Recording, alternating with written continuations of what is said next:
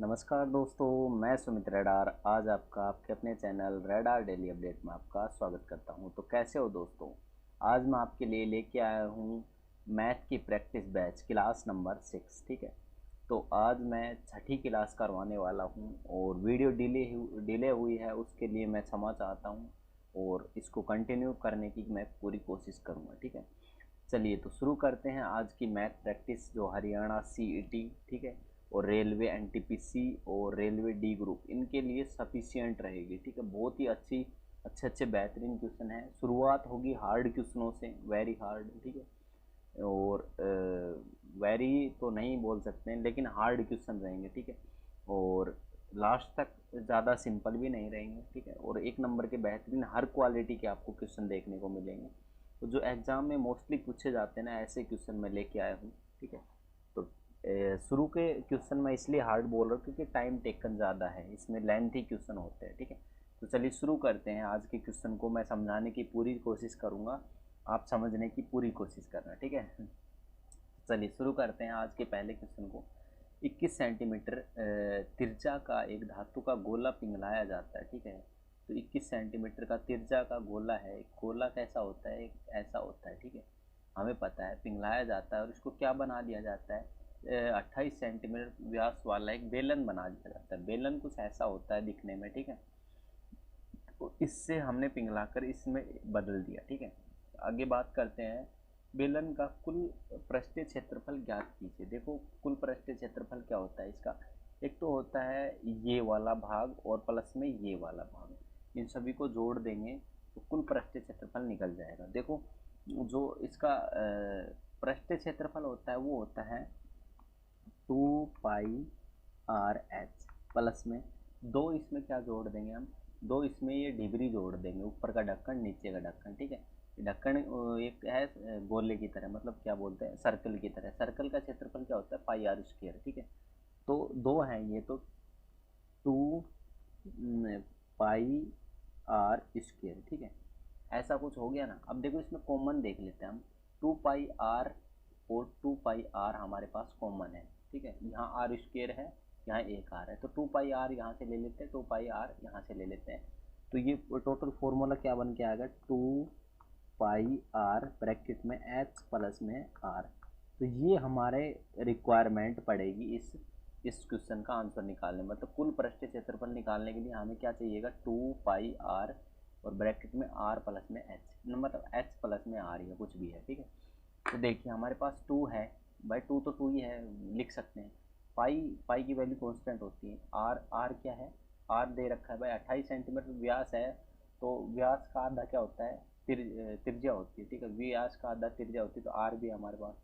h नहीं है, plus में r, यहाँ पर r भी है, तो एक h की रिक्वायरमेंट पड़ेगी। h की रिक्वायरमेंट पड़ने के लिए यहाँ से क्या बनाया, h निकालना है हमें। देखो इसको इसमें बदला है, मतलब इसका आयतन और इसका आयतन समान है। ठीक है, तो गोले का आयतन का फार्मूला क्या होता है, 4/3 पाई आर की, आर बड़ा ले लेते हैं हम इसमें। ठीक है, आर की 3। ठीक है, और जो बेलन का आयतन है उसके समान है, तो बेलन का आयतन क्या होता है, πr²h। ठीक है, बेलन का आयतन होता है πr²h।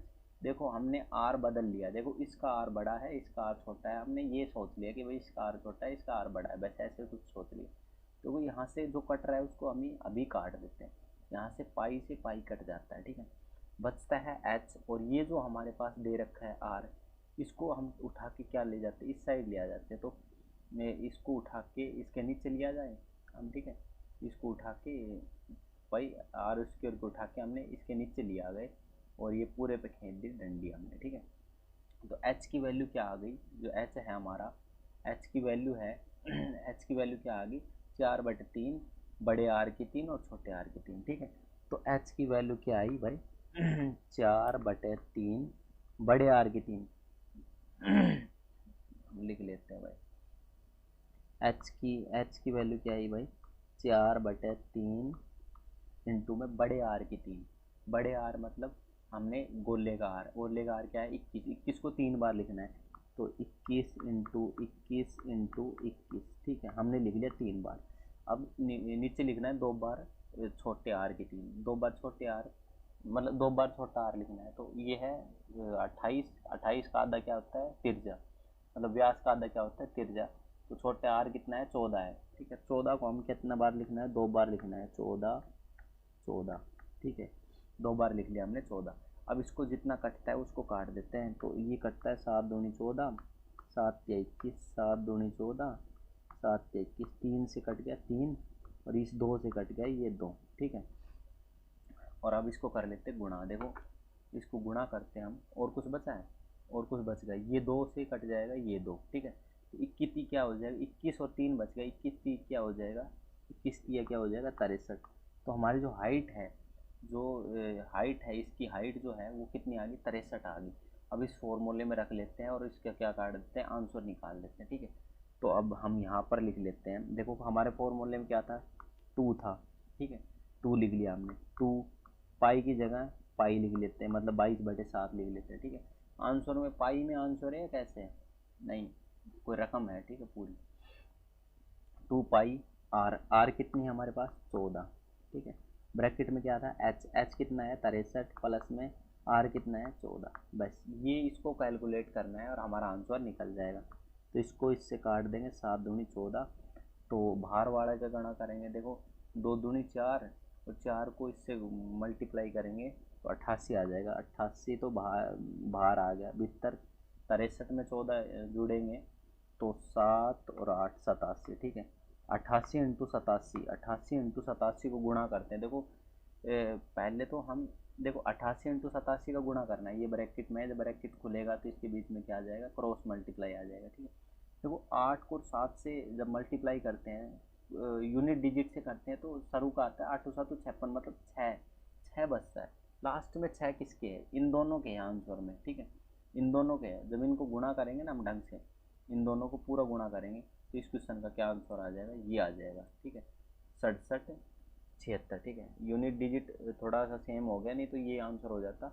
बाकी इसको पहले गुणा करेंगे तो हम ये आ जाए, गुणा करना कोई बड़ा मुश्किल नहीं है, 88 को 87 से गुणा करना, ठीक है। चलिए नेक्स्ट क्वेश्चन की तरफ बढ़ते हैं। अरे ये उत्तर लेंस कहाँ से आ गए इसके बीच में,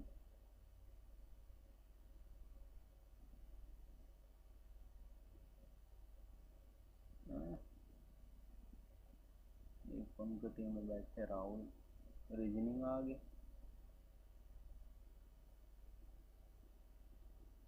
हाँ चलो। ये थोड़ा उसका है, क्या नाम है, फिजिक्स का क्वेश्चन है, और चाहो तो मैं बता सकता हूँ इस क्वेश्चन को भी, ठीक है। इस क्वेश्चन को शॉर्टकट बता देता हूँ, छोड़ो, शॉर्टकट है, 1/5 से भाग दे दो, इस क्वेश्चन का आंसर आ जाएगा, ठीक है। और ये क्यों दिया गया है, क्योंकि p की वैल्यू जो होती है, जो d की वैल्यू होती है 1/p होता है, ठीक है, इस वजह से मैंने ये दिया है। और d की वैल्यू होती है 1/p, ठीक है, और p हमारे पास दे रखा है, ठीक है। तो 1/ इतना करेंगे तो इसका आंसर आ जाएगा, कुछ ऐसे आ जाएगा, ठीक है। ये इस क्वेश्चन का क्या हो जाएगा आंसर, फिजिक्स का है भाई, ठीक है। फिजिक्स वाले में अच्छे से समझाऊंगा, मैं मैथ पढ़ा रहा हूँ अभी, मैथ पे ध्यान रखता है, ठीक है।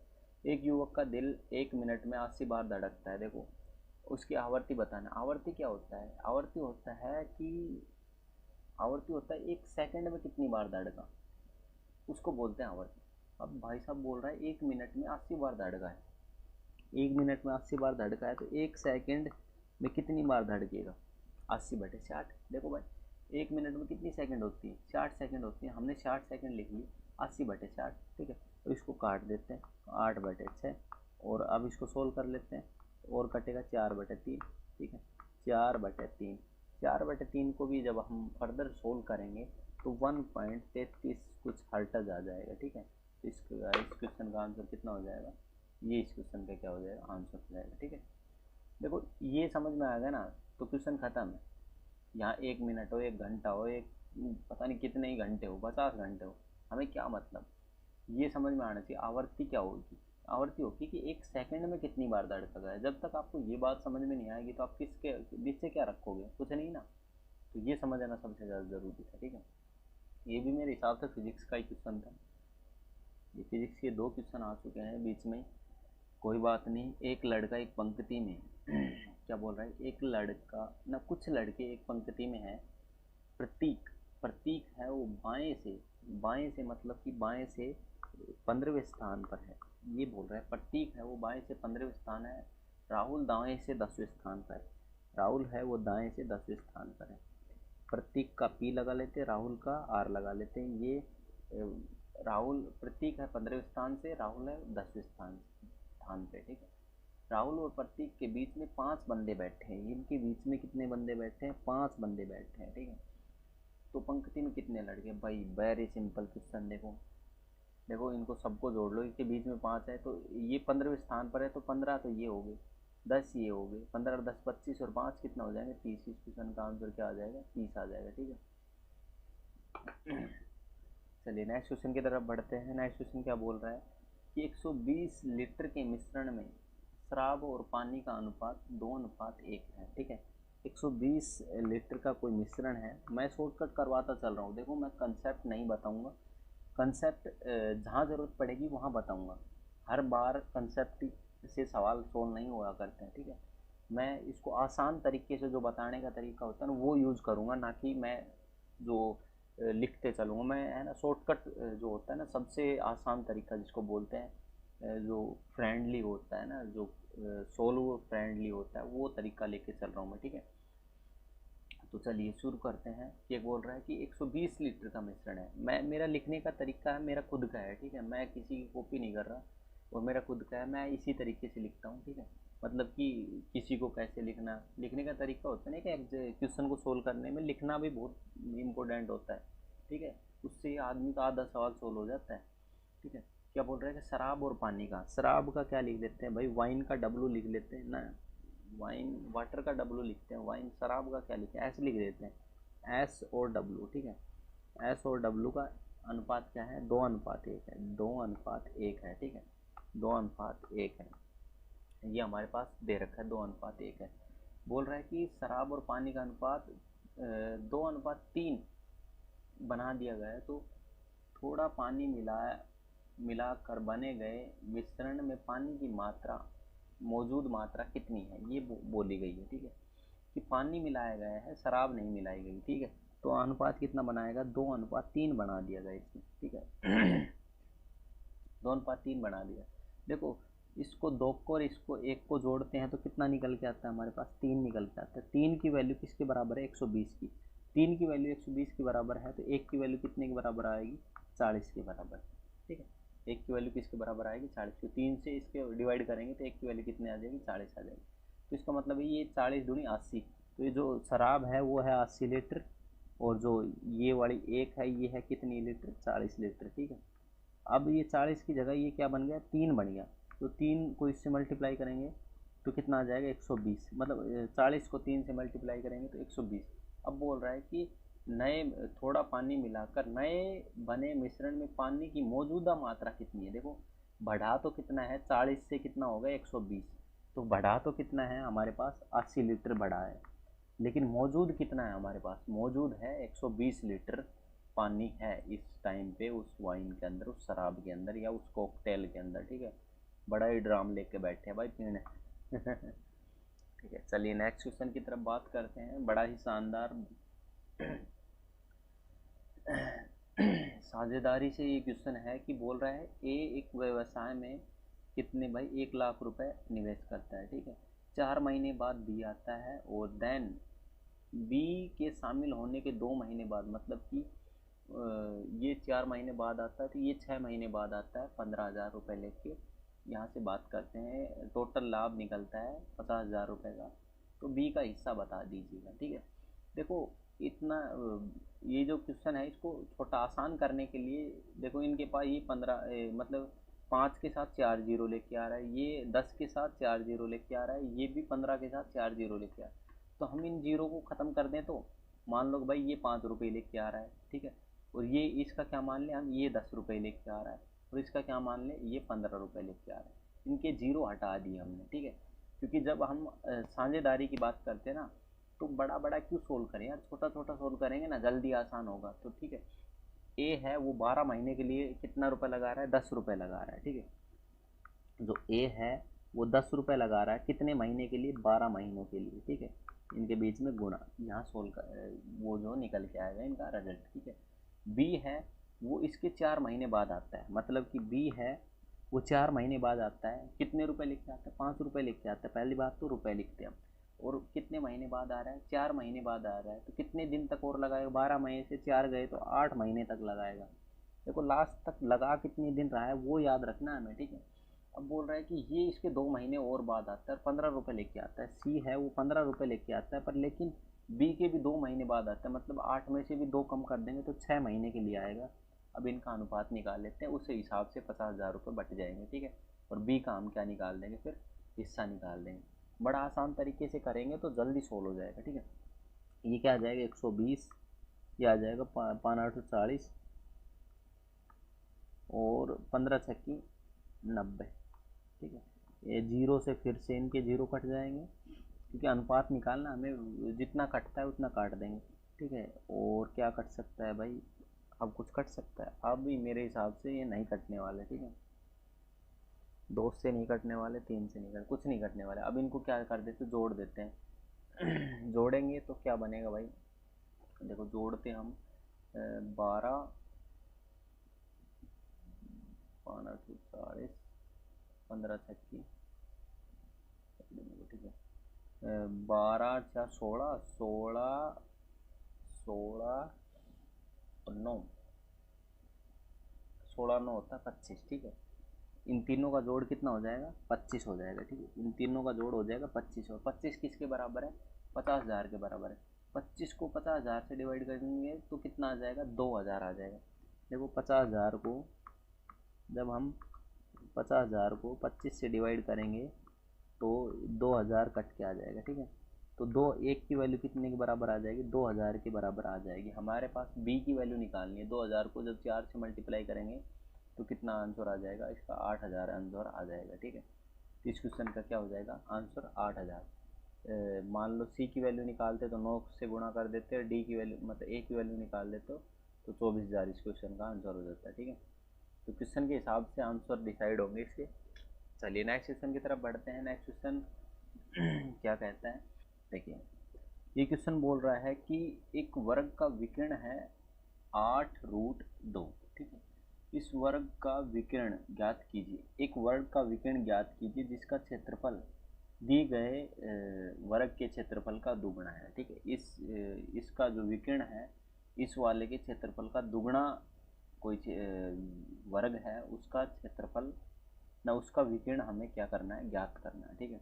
तो मैं बताने की कोशिश करता हूँ आपको समझाने। ये मान लो एक वर्ग है जिसकी चारों भुजाएं होती है समान, और एक है बड़ा वर्ग, ठीक है, इसकी भी चारों भुजाएं समान है, ये बात बोली है। बोल रहा है कि इसका जो विकर्ण है, ये कितना है, ये दे रखा है 8√2, ठीक है। इसका विकर्ण बताना है जो कि इसके क्षेत्रफल से क्या है, ये डबल है, ये वाला जो है इसके क्षेत्रफल से डबल है। तो अब हम बात करते हैं विकर्ण की।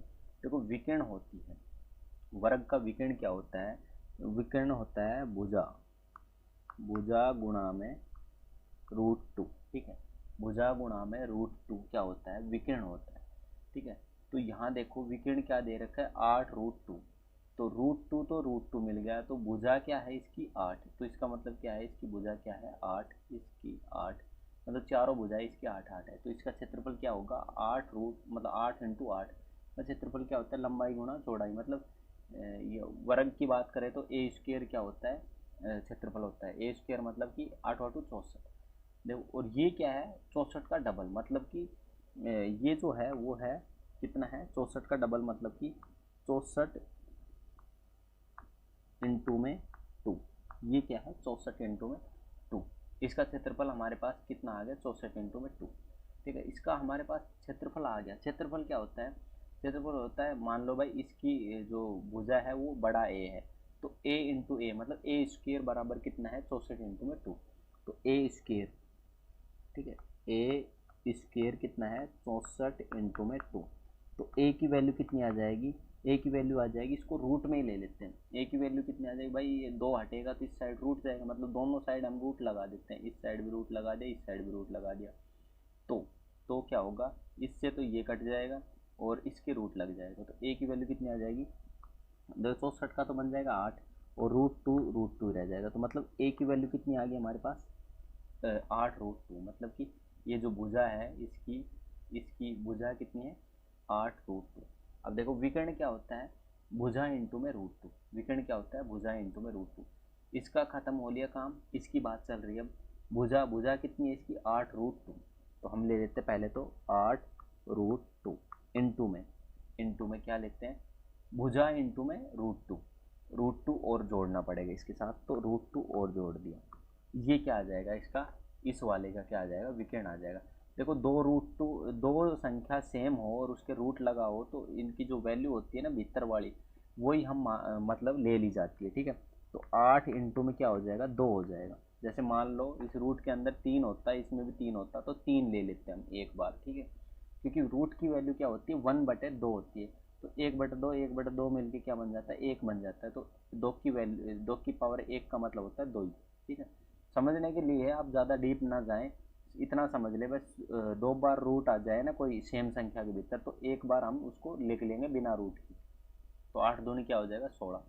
तो इस क्वेश्चन का आंसर कितना आ जाएगा, 16। तो बड़े आसानी से समझाने की कोशिश की मैंने। नेक्स्ट क्वेश्चन की तरफ बढ़ते हैं, ठीक है। तो ये क्या बोलता है कि छात्रों की ऊंचाइयाँ दी गई है, सभी छात्रों में माध्य ज्ञात कीजिए। भाई बहुत बढ़िया।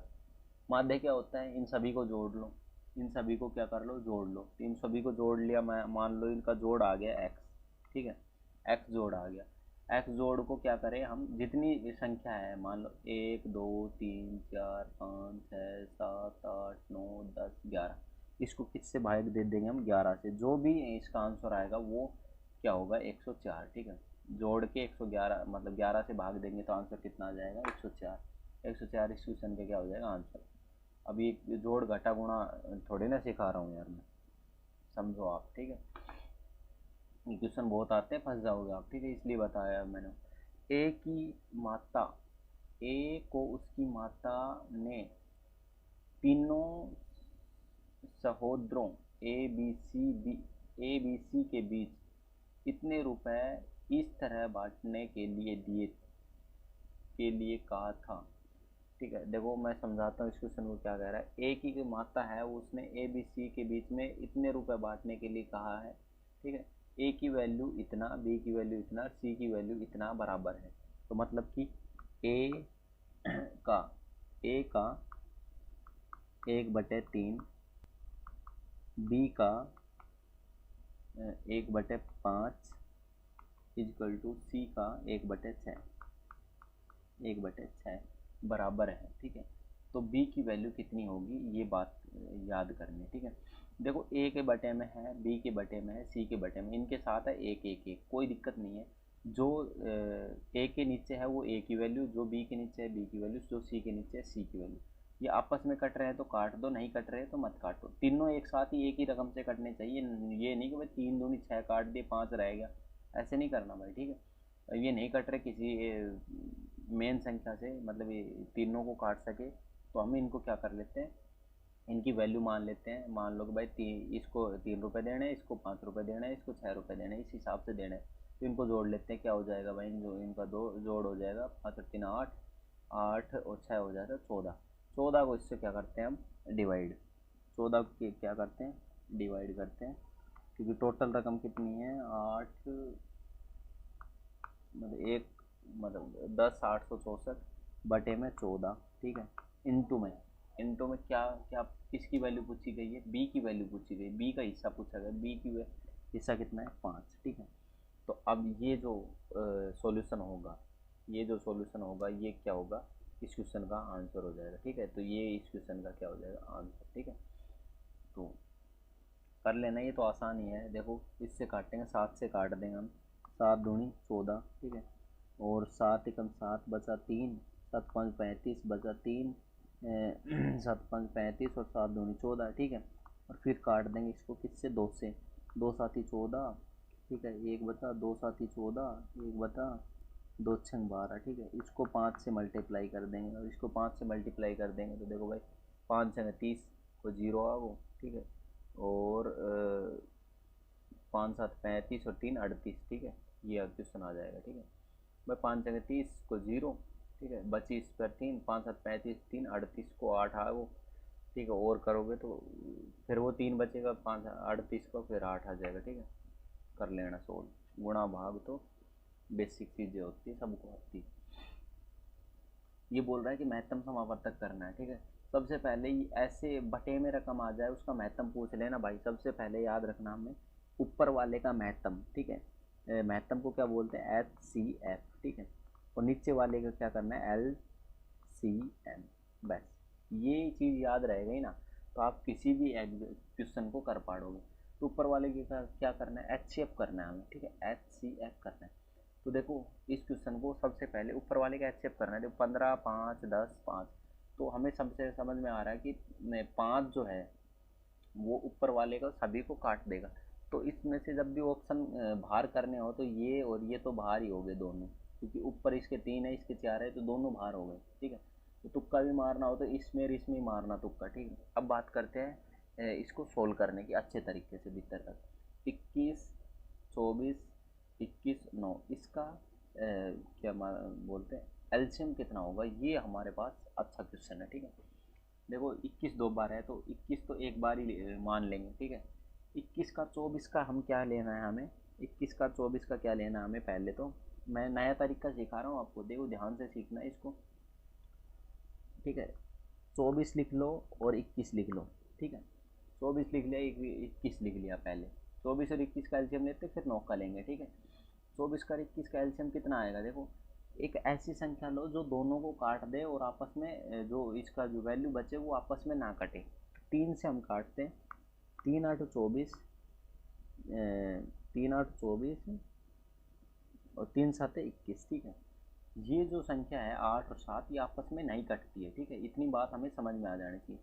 अब चाहे 24 को 7 से गुणा कर लो या 8 को मतलब 21 को 8 से गुणा कर लो, वो इन दोनों का क्या हो जाएगा, एलसीएम हो जाता है। वो 8 को 21 से गुणा कर लेंगे तो 8 और 168, ये क्या आ जाएगा, 168 आ जाएगा 24 और 21 का एलसीएम। ठीक है, अब हमें क्या लेना है भाई, इनका तो हो गया, अब लेना है हमें नोक का। ठीक है, नोक का और लेना है तो इसको नीचे रख लेते हैं हम 9। ठीक है, 9 और रख लेते हैं।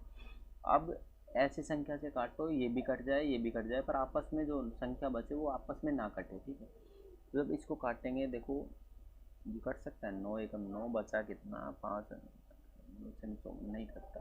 ठीक है, ये 3 से कट सकता है भाई, देखो 3 से कट सकते हैं दोनों। ठीक है, 3 से क्या कट सकते हैं दोनों, अच्छा हाँ 3 से कट सकते हैं दोनों। तो ये काटेंगे तो 3 5 15, 3 6 18 और ये कटेगा 3 3 9। ठीक है, अब ये इस 9 को 56 से गुणा कर लो या 3 को इससे गुणा कर लो, ये क्या हो जाएगा, ये आपस में नहीं कट रहे ना भाई, 3 एकम 3 नहीं कट रहे, आपस में नहीं कट रहे, तो ये समझ लो कि सही है। 3 को 68 से गुणा करेंगे तो क्या आएगा, 3 को 68 करेंगे 8 से 24, मतलब कि ये आंसर इस क्वेश्चन का क्या हो जाएगा, 504 आएगा। मतलब 168 को 3 से गुणा करेंगे तो 504 आएगा, 5/504 इस क्वेश्चन का क्या हो जाएगा, आंसर हो जाएगा। ठीक है, ये शॉर्टकट तरीका है, बाकी तुम चाहो तो ये डिज़ाइन तैयार कर सकते हो बचपन वाला। यहाँ पर लिखो कितना 21, यहाँ 24, फिर यहाँ 21, फिर यहाँ 9 और वो खींच दो लाइन। ठीक है, ये आपका तरीका होगा, मैंने बता दिया अपना तरीका। ठीक है, जिससे मैं करता हूँ, प्रैक्टिस करोगे तो बहुत फास्ट होगा। ये 20 ज़्यादा से ज़्यादा 30 सेकंड का सवाल है वो पीछे वाला। ठीक है, तीन व्यक्ति ए से बी तक चलते हैं। ठीक है, क्या बोल रहा है कि भाई ए से बी तक 3 व्यक्ति चलते हैं। ठीक है, ये मान लो ए है, ये मान लो बी है। ठीक, यहाँ से यहाँ तक चलते हैं, उनकी गति का अनुपात इतना है, तो बी तक पहुँचने में लिया गया समय क्या होता है, समय होता है गति का उल्टा, याद रखना हमेशा। ठीक है, समय क्या होता है, गति का उल्टा होता है, वो होता है समय। ठीक है, तो क्या लिया गया है भाई, ए के द्वारा लिया गया है। देखो समय का उल्टा होता है तो हम इनको सीधा क्या लिख लेते हैं, उल्टा ही लिख लेते हैं।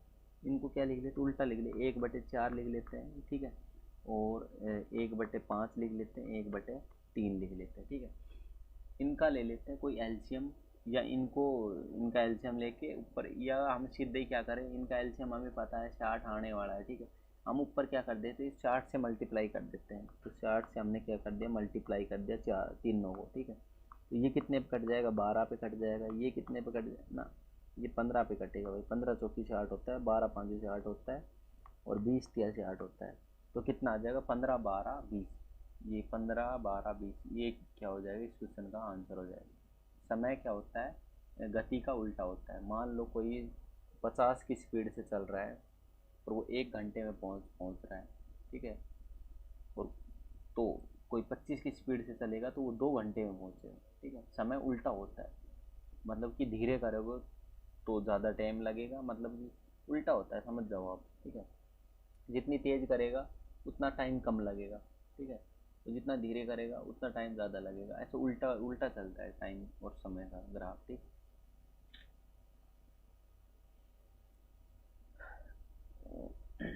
अब है हमारे पास क्या क्वेश्चन है, tan थीटा 5/12, और यहाँ पर हमें लिखना है पूरा डिजाइन, ठीक है। देखिए अब क्या करते हैं हम, देखो tan क्या होता है, tan होता है साइन बटे कोस, साइन थीटा बटे कोस थीटा, ठीक है।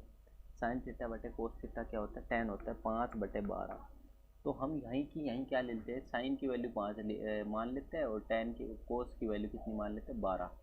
तो अब इसमें रख देते हैं और हमारा क्या हो जाएगा, आंसर आ जाएगा, ठीक है। तो चलिए हम क्वेश्चन का आंसर लिख लेते हैं, ठीक है। कोस कितना है 12 और साइन कितना है 5, 12 में से 5 गया तो कितना बचा 7, ठीक है। इंटू में ये कितना है 12, ये कितना है 7 5, 12 और 5 कितना होगा 17 होगा, ठीक है। 12 और 5 कितना होगा 17। अब 17 को और 7 से, ओए होए होए होए, ये भाई डिवाइड का है, तो इसका मतलब है 17/7 आएगा, 17 के बटे में 7 आएगा, ठीक है। 17 मतलब 7/17 आएगा, तो ये इस क्वेश्चन का क्या हो जाएगा, आंसर हो जाएगा, ठीक है। यहाँ पर देखना भी ज़रूरी है, देखो ये भाग में है, ठीक है। तो याद रखना, कुछ ऐसी भी छोटी मोटी मिस्टेक हो सकती है आपसे, जैसे अभी मेरे से हो जाती, ठीक है। सभी पौधे फूल हैं, बात करते हैं कि क्या है, सभी पौधे हैं। पौधे का हम लिख लेते हैं पौधे, और ये सभी पौधे क्या हैं, फूल। फूल का क्या लिख लेते हैं, एफ, ठीक है। अरे लिख ले, सभी पौधे क्या हैं, फूल हैं, और कुछ पौधे क्या हैं, पत्तियां। पौधे के साथ पत्तियां लिखनी है, पौधा बीच में है ना, पत्ती, तो पत्ती का लिख लेते हैं पत्ती, हिंदी में लिख लेते हैं पत्ती, क्योंकि यार फूल पौधा पत्ती सारी पी बन गए, ठीक है। अब बात करते हैं इसका, ठीक है। कुछ फूल पत्तियां हैं, कुछ फूल है वो पत्तियां हैं, हाँ भाई यहाँ से सर्कल जा रहा है, बात सही है एकदम, ठीक है।